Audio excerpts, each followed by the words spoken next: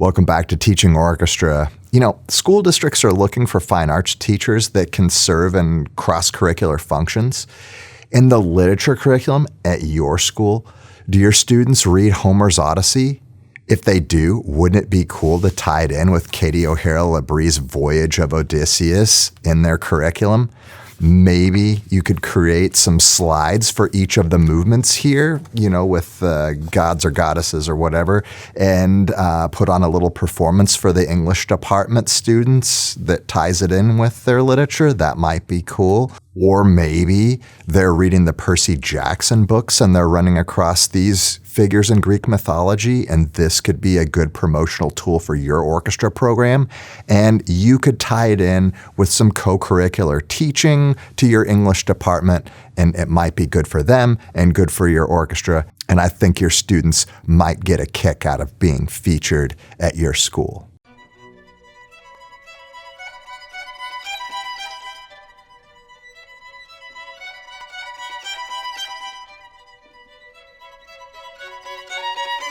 All right, we are nearing the end of our journey with Odysseus, and we're using our music to tell the story of Poseidon. And he's angry with Odysseus because remember the Cyclops?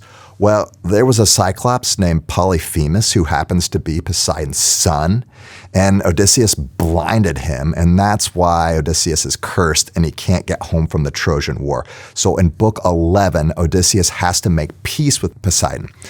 And he has to do that by sacrificing a ram, a bull, and a boar.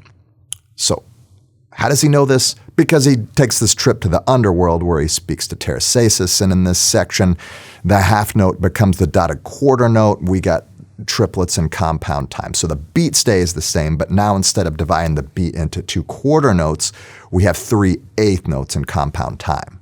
I find that students, middle school students especially, have difficult with compound time. I don't feel like we teach this meter very well conceptually. If we teach that there are 6 beats in the measure and the eighth note gets the beat, I think that it's going to be a struggle for our students. I'd rather teach it that there are 2 beats in the measure and the dotted quarter note gets the beat, and tell them to divide the beat into 3s. Students are likely to get the rhythms with the 2 dotted quarter note rhythms and the groups of 3 eighth notes. They're likely to get those pretty quickly. That shouldn't take too much mental energy to process, but there are some rhythms that might confuse them visually. So let's take a look at rhythm exercise number 7 from the Teaching Companion, available on teachingorchestra.com.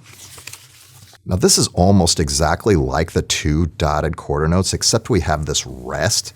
So conceptually, what are we going to do with this rest? How are we going to add space between the measures? I like to have them practice this on the open strings and then decide how we're going to approach the rest. Are we going to do it off the string? Are we going to stop the bow on the string? Okay, it's easier and faster to teach this in isolation with your entire ensemble rather than do it section by section. That wastes a lot of rehearsal time.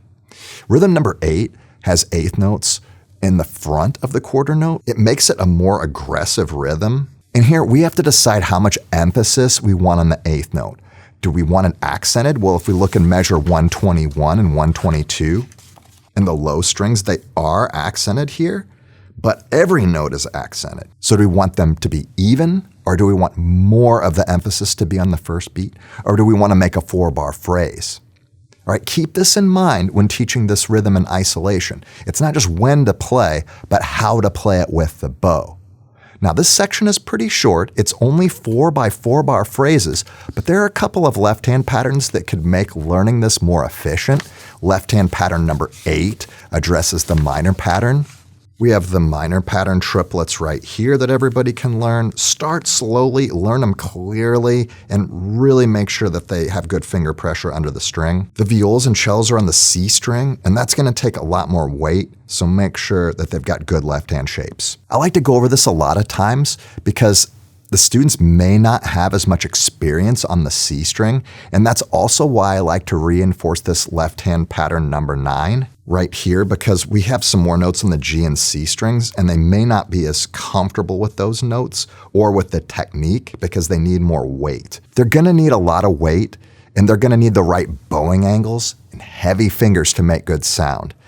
They might need a refresher on the notes and fingerings too, because the method books don't really address the C string very much, because the violins and bass players don't have a C string. To end this piece, we have a linking section which contains the opening theme. It's kind of like a rondo because it keeps coming back.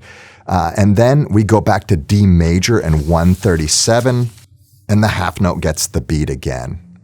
This section has some shifting work and some third position work for your violins, and in the teaching companion, I think it's important to make sure that everybody gets comfortable with shifting, or you can end up with a lopsided ensemble if only your first violins are shifting, and a lot of times you can program stuff where only they get to do shifting, and maybe basses shift. I mean, they shift a little bit here in measure 71. Right here in measure 71, they go into third position and then second position. In the last four measures here in Odysseus's Revenge, we go back into a minor key. This is supposed to represent where Odysseus is taking revenge on the suitors that are trying to woo his wife Penelope. You know, in their defense, they think that Odysseus died at sea. So one of the challenges is they're supposed to be able to pull back Odysseus's bow, and they're not able to, but Odysseus, in disguise, pulls the bow back and shoots it through all the axe handles, which was one of his old tricks that he used to do, you know, like when company would come over or whatever. I like to use to bow in the final two measures all down bows right here to make this really aggressive and really heavy. Well, I think this is a really fun piece that can be really co-curricular with your English department, and there could be a lot of opportunity here for your orchestra, and it could be really rewarding for your students. And I hope you enjoyed this episode, and I hope to see you in the next one.